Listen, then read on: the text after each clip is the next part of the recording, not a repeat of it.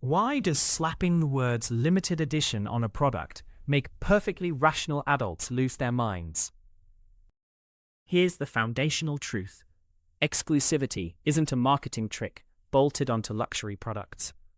It's a structural feature of luxury itself, baked in from the start, not sprinkled on at the end. Scarcity, the deliberate restriction of supply, creates urgency and desire that inflates a product's perceived value. When something's hard to get, the brain decides it must be worth getting. Consider Hermès. The fashion house doesn't simply make fewer Birkin bags than demand requires. It's structured its entire production model around deliberate scarcity. Waitlists stretch years. That's not a supply problem. That's an engineered desire system. In 1975, psychologists Warshel, Lee, and Adewale ran a now classic experiment. People rated cookies as more desirable when the jar held 2 than when it held 10. Identical cookies, identical taste. That study established the scarcity effect. Perceived rarity inflates perceived value. A 2023 Bain & Company report found that Gen Z and millennials together are projected to represent nearly 50% of global luxury spending by 2025. These consumers aren't simply buying products, they're buying identity signals, and limited editions are the most legible signal available. Max holds up item number 47 of 500, a hand-numbered, silk-screened art print. It's not the print that matters, it's the number. That number is a membership card to a very small, very specific club. But here's where it gets complicated. Take Hermès again. Despite engineering the Birkin's scarcity for decades, the brand has faced repeated legal challenges in the United States over whether its waitlist system constitutes an unfair tying arrangement. Total control is a myth even the most disciplined luxury houses can't sustain. Under EU and Spanish consumer protection rules, brands are legally required to communicate limited availability clearly and accurately. Exclusivity claims must be truthful.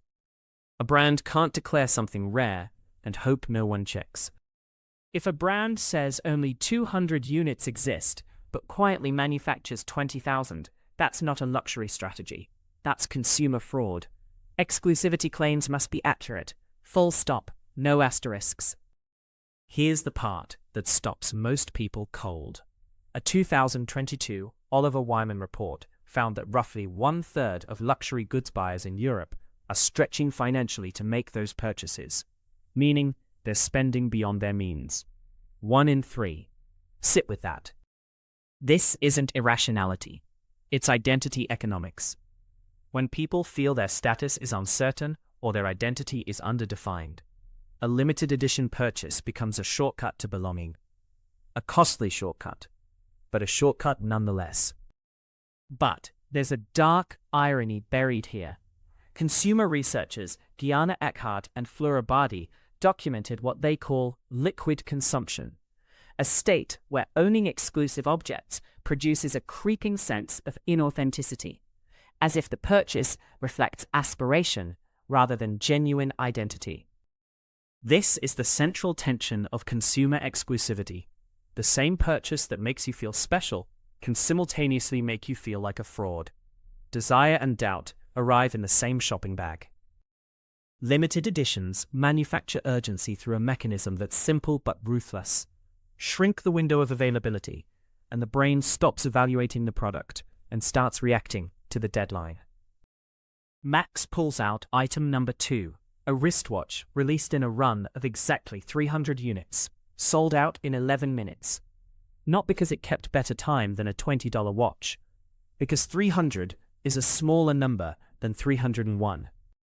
But here's the question most people never think to ask. Is scarcity always manufactured? Or can it be genuinely organic? And does the difference actually matter to the consumer standing at the checkout screen? Robert Cialdini's foundational work on influence established that perceived scarcity drives behavior regardless of whether the scarcity is real. The brain doesn't audit supply chains in the moment of desire. It responds to the signal, not the underlying reality. Online targeted promotions have turned scarcity into a precision instrument. A personalized banner reading, "Only 2 left, 47 people viewing now," isn't information. It's a designed emotional trigger aimed directly at your threat response system. This brings us back to the myth of total brand control. When Nike released the Air Jordan 1 Chicago in 2015, StockX data showed pairs reselling at over 3 times retail within days, a price signal Nike never set and couldn't retract. The brand lost control of its own narrative the moment the shoes left the store. Here's the counterintuitive twist. That resale premium amplified the Air Jordan 1 Chicago's exclusivity, rather than diluting it. When a shoe retailed at around $180 and resold for over $800, that price gap became the loudest advertisement Nike never paid for. Here's the core mechanism. Exclusivity works not just because it signals wealth, but because it signals membership in a group with controlled access. The Hermes Birkin waitlist isn't an inconvenience, it's the gate itself. Humans are tribal. Tribes have gates. Hermes simply made the gate visible. A limited edition item is social currency with a built-in verification system. The serial number, the certificate of authenticity, the numbered tag, these aren't decorations. They're proof of membership, issued at point of purchase. But here's where it gets harder. If a meaningful portion of limited edition buyers are financially stretched to make that purchase, and brands know this, then the ethics of engineering desire become genuinely uncomfortable to examine. So, what does this mean for the person in a virtual queue at midnight, 30 seconds from a drop? The urgency you feel is real, but it was designed. Knowing that won't make you immune. It does give you a lever. Zoom out, and the implications are structural. Louis Vuitton's ultra-exclusive runway pieces set the desirability ceiling that makes its entry-level accessories feel aspirational. Remove the top tier, and the whole pyramid loses its pull. Exclusivity at the apex defines the value of everything below it. This is why in 2017, when McDonald's briefly reintroduced its Szechuan dipping sauce as a limited promotion tied to Rick and Morty, locations ran out within hours and packets resold online for hundreds of dollars. McDonald's had borrowed the psychological architecture of luxury, scarcity, urgency, identity, and applied it to a condiment. Remember the opening question. Why do the words limited edition make rational adults lose their minds? It's not the words. It's the tribal gate, the identity signal, and the engineered deadline firing at the same moment. The final item in Max's collection is a plain matte black box. No logo, no branding, a single handwritten number on the lid. One of 12 in existence. Max won't say what's inside.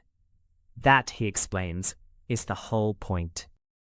Here's the uncomfortable final question. Does knowing all of this actually change anything? Behavioral economists call it the bias blind spot. People readily identify cognitive biases in others, while remaining convinced they themselves are immune. The actionable takeaway is precise. Before joining any limited edition queue, ask one question. Am I buying the object, or am I buying the feeling of being inside the gate? Both are valid answers, but only one of them is honest. Rational adults don't lose their minds over the words limited edition. They lose them over the oldest human need there is, the need to belong somewhere that not everyone can enter. The product is just the ticket.